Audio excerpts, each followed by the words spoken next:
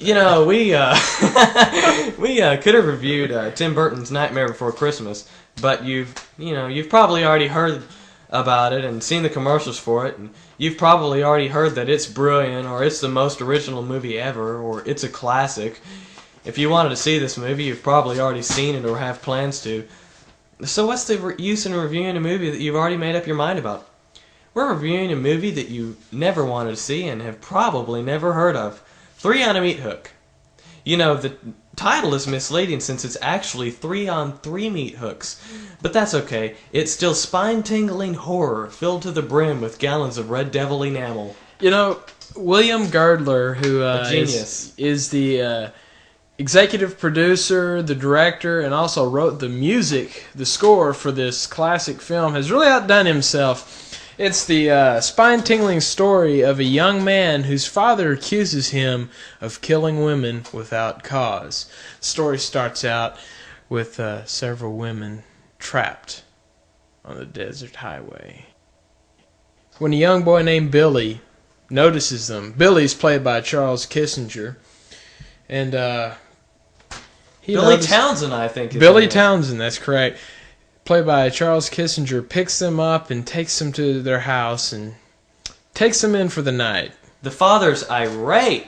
He sees his boy bring in 4 girls and is just irate. And he calls his son up and he says, "What are you doing? You know how you get around women?"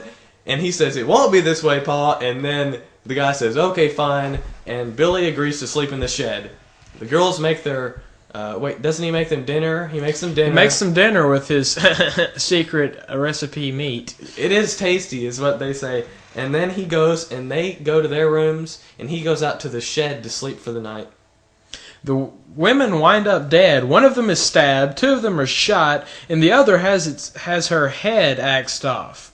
Well, after that, he leaves to, collect his thoughts, and he meets another girl. And we'll let you find out what happens after that. Now I'd like to discuss the higher points of the movie itself.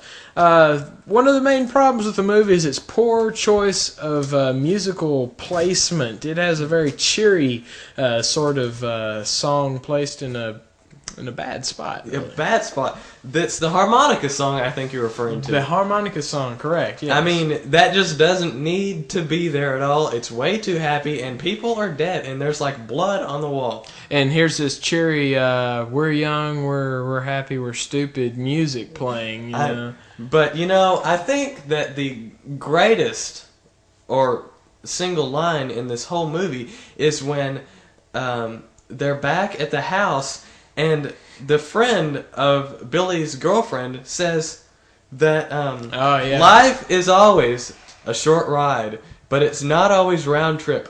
And then she goes on about something to do with something.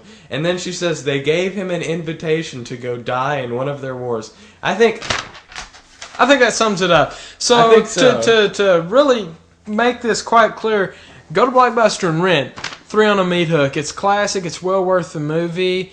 If you don't mind, could you pay our late charge on it? Thanks a lot.